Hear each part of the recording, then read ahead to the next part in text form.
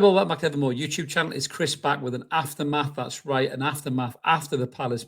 Every time we do the post-match analysis, it's straight after the game. So your emotions are high, passions are running high. Sometimes you maybe overreact to certain things, but this is why I think the aftermath short videos like this are a good idea. Now, I've had to think about it, and for the second game in a row, I don't think I'm wrong at all, to be honest with you. I'm not going to get right into my opinions on Eddie Howe on this video, because Mark and I are going to get through that on what's going on tonight at 9:30. So make sure you guys tune in for that. And if you like this kind of a thing, like and subscribe, help the channel grow. We're really close to 9K. You can help get us there. We've got that mint prize to give away, the blue retro Keegan shirt. You could be in it to win it. Smash that button. Recommend us to family and friends as well. Help get us to 9K before the year's out, guys. We'd love you for it. So getting into the aftermath of the Palace game, again, the more and more I think about it, the more and more I'm starting to ask some serious questions. And a lot of people are asking these questions now as well of the manager, of the players, probably more the manager, I think, than the players, to be honest with you, because people are getting fed up with the same old Groundhog Day type style tactics and lineups. Will become so predictable over the last year, probably really since January, with this manager and his tactics and his rigid system of 4-3-3 that he does not want to seem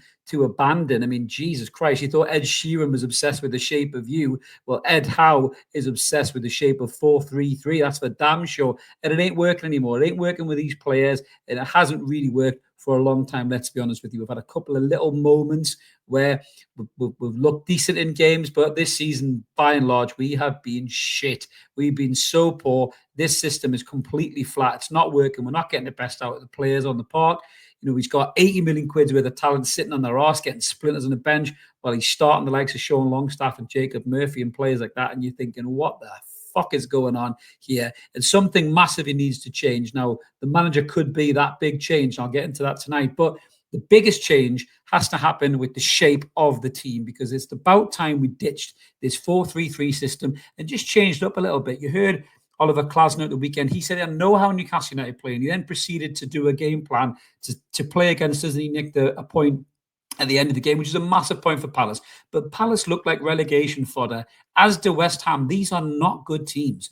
And Newcastle United have struggled to break down teams who have just sat and said, right, you come on to us and you do something with the ball. List them off: Luton Town, Nottingham Forest, fucking Everton, Palace. We can't break down these teams, and Eddie Howe does not seem to have a plan B for these games, and it's just the same old shit over and over again. 4-3-3. He hooks off one player, puts another on. It's the same tactics, and it needs to stop and it needs to change, and he has to figure out how to get the best players into this lineup, and the players who can be the most effective in games, not the canniest lads or the lads that run the hardest, the lads that can win games for you. And this is what I've come up with. Me and Mark have spoke about this for a long time now, the change of the shape. And he did do this slightly, how when he put Joe Willock into the team, and he tweaked it a little bit to get the best out of Joe Willock, but we just reverted back to the 4-3-3. And surprisingly enough, Joe Willock has also reverted back to the kind of performances he was putting in before, where he spends more of his time on the deck holding his ankle than he does actually running at players. So this is what I think Newcastle United should be doing. And Wednesday night for me against Liverpool is the perfect time to do it. We'll do a match preview against Liverpool. I don't even think Eddie Howe will make this selection, because he just seems so stubborn that he won't change his tact. But this is what I would go for. So the back four picks itself with a goalkeeper. Even though Nick Pope has had some shaky moments, a couple of really big saves at the weekend, he's still our best goalkeeper by a country mile. But there is some signs of his game where the rustiness is coming in. Certain, is punching it instead of catching it. People are questioning him diving to his left-hand side. And other teams will spot that. They've got an army full of analysts that can spot weaknesses in players. And I think Newcastle United massively slept on another goalkeeper here, whether that was Mamardashvili from Valencia or even Ramsdale. I know he's got some critics there, but Newcastle United did not think of a plan B for the long-term replacement of Nick Pope in case, he is on the way down. And that's a massive issue again for the football club. Huge recruitment problem there as well. Ended up with all these goalkeepers. Not one of them's really worth a light, to be fair. Really poor that. But the back four picks itself, I've seen some people talk about Trippier coming in for Tino. Trippier is way better on the ball than Tino and has that experience and that leadership ability. I've seen some calls to say, take the armband off Bruno and give it to Trips. Trips is a great captain, and I don't think Bruno's had anywhere near as good of an impact in the team since he wore that armband. I think it's weighing heavy on his arm. It's affecting him in his game. But I would keep Tino in the team, certainly for Liverpool, because they've got pace to hurt you, and Trippier's legs are going. and I think they would target him and he would be in real trouble there. Now, Tino's not great on the ball. That's something he needs to work on, certainly with his attacking prowess and his ability to put a ball. I know he set up Gordon's goal for England, but most of the time he gets forward and he doesn't really do anything. There's no end product. So if he can learn anything off Kieran Trippier, that's where he needs to learn. Sharon Byrne at the weekend, it was a rubbish game, really, but they dealt with Mateta as best as they could, and I think Cher puts a great challenge on him as well. Byrne clears one off the line. So they put in a real kind of blood, guts and thunder centre-half, showing, really. But that back four is missing Sven Botman's guile and ability and vision on the ball so much. As good as Dan Byrne has been, Botman walks back into that team when he's anywhere near match fit, and that changes the whole defence. But in January transfer window, I think they need to bring in a defender with a bit of speed and a bit of ability to smell danger as well, because we do have real trouble back there from numerous games this season. Lewis Hall, I think, has made the left back spot his own, so I think he's looked a lot better. He's arguably been the player of the season so far, I think. But it's in front of them that the big problems lie. So in front of them previously, the three in midfield just has not worked, whoever it may be. Sean, Tonali, Bruno, Joe Linton, hasn't worked. Louis Miley's barely had a sniff. I'll talk about him more in a second, because I don't understand why Eddie Howe is keeping the kid out of match day squads when he's got ability to change games and vision to find a pass. It's ridiculous that the manager's dropping this kid from the squad, but more on that in a second. Now, for me, to get the best out of these two players, people talk about, can Tonali and Bruno play together? Yes, they can. You're talking about the Italian international and the Brazilian international, but you need to put the team in a position to play to their strengths. And the best way for these two to coexist in the same space is a double pivot midfield. They've both played in it for Lyon and for AC Milan, respectively, where Tonali had a brilliant midfield relationship with Benacer. Absolutely brilliant relationship he had in the heart of the AC Milan midfield there.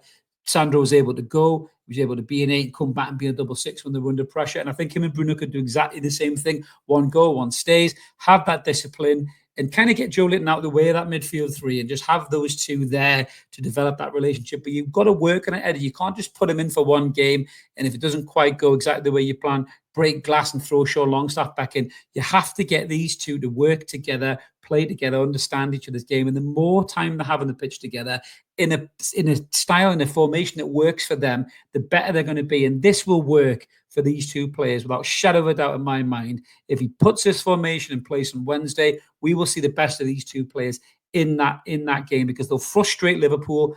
They'll protect the back four. They'll be lying deep to screen passes out wide to the runners like Gordon and Joe Linton.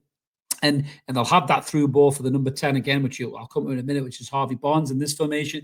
And that is the best formation for Newcastle to play right now, because even if we're trying to play against a low block team, one of those midfielders can be more of the advanced midfield of the two. He can be the number 8, and the other one lies as a 6, so they can both push up and then maybe push back if someone's just digging in like an Alabama tick, as old Predator would say, and then really try and break it down. But 4-3-3 at them does not work in that particular scenario, and the players that are being deployed in that 4-3-3 don't work either. So he needs to change up the starting 11, and he needs to change up the formation too. So in front of that, again, is key. Now, I've put Joe Linton on the right-hand side here. Now, Joe Linton hasn't been great this season. I love Joe Linton a bit. He's an absolute beast of a player. He can play in numerous positions for us. He's like a Swiss Army knife of a player. But he's been really poor, apart from some small glimpses. He was brilliant on the right-hand side against Forest when he finished the game, scored that great goal. I would give him another run there, mainly because I don't think Gordon is as effective on the right-hand side. And Barnes has been very ineffective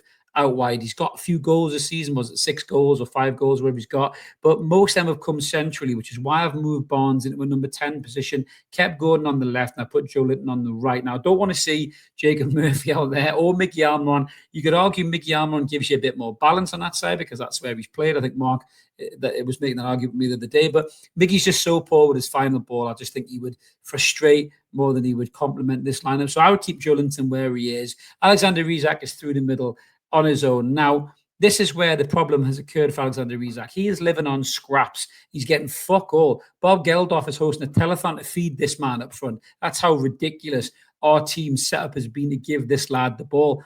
Arguably the best player who's given the ball this season's been from fucking left back, slipping that through ball right through the middle of the park to him, like he did against West Ham, who's marginally offside. Bruno Guimaraes hasn't been delivering the quality passes that he should have been given. Tonali's not really been in the side. So I think if you have those two as deep lying players and they're able to screen the ball, screen the passes, look for the angles, and then slip those kind of balls around the corners into the channels for Isak and Gordon to run into, I think it'll be much better for them. But in front of those, Harvey Barnes is a number 10. Now, I think out wide as a winger, Barnes isn't your traditional winger, doesn't get the byline, skin somebody and whip a ball in. He has had moments like that, but when he's had those moments, either Isak hasn't been on the pitch because he's been fucked, and Gordon's been playing centre forward and he ain't a centre forward because his movement is not at that level, or they just haven't read what Barnes is trying to do. So I would try something different. I would put Barnes in as a number 10, playing off Alexander Isak. So allow him to find those little pockets of space. Now, Barnes isn't James Maddison, right? Or he's not even Alan St. Maximin. He's not going to do 55 step overs, drop a shoulder, beat a guy and tank in the top corner. That's not his game, right? But he has got quick feet. He has got a quick football and IQ. He's able to find those little passes through the channels. But more importantly than not, he is deadly as fuck 18 to 20 odd yards from goal. If you give Harvey Barnes a sniff in and around the edge of the box, he is going to find the top corner, bottom corner, or at least test the fucking keeper. And that's what we need. We need some attacking prowess in that number 10 position. It also frees Alexander Isak up as well, because if people are worried about where Barnes is, the defender's going to have to step out to Barnes, creating some space for Isak to find some space in between the back four. So say, for example, against Liverpool, Virgil van Dijk, he might be thinking to himself, shit, or if it's Kwanzaa, whoever, maybe shit, where's Harvey Barnes? And they just switch off for a second. It might allow Isak to just pinch a yard, or allow Gordon or Joe Linton to pinch a yard as well. If you have those four as your attacking four in the positions that we have them right there, I think Newcastle United are way more dangerous than they are in a 4-3-3, which is just over congested. Players aren't working. I've seen people switch sides, ain't working. I've seen Isak drop right deep for the ball, ain't working. But for me, this formation is what Newcastle United should be trying. Will the manager try it? I have severe doubts about that, and I'm going to get into that tonight on what's going on. But that's my opinion on what Newcastle United should do. First and foremost is change the shape. I've seen some people shout for Louis Miley to be in that Harvey Barnes role there. I think Louis Miley's a sensational player. I think he's great on the ball. He showed as a 17 what he's more than capable of. He's just come back from a big, long injury, so I don't know whether he would be match fit to do it. But one thing's for damn sure, Louis Miley should be sitting on the bench to come on and fill one of these positions if these players have either been ineffective or they're injured. It shouldn't be Matt Target. That's the most ridiculous thing I've seen probably from this manager in a long time, that he's got this brilliant, young, talented player that he's got him rotten in the under-23s. Fucking ridiculous. That's one thing I want to have a go at Eddie Howe at later on, one of many. But to me, this is what I think Newcastle United should do. A change of shape is massively overdue.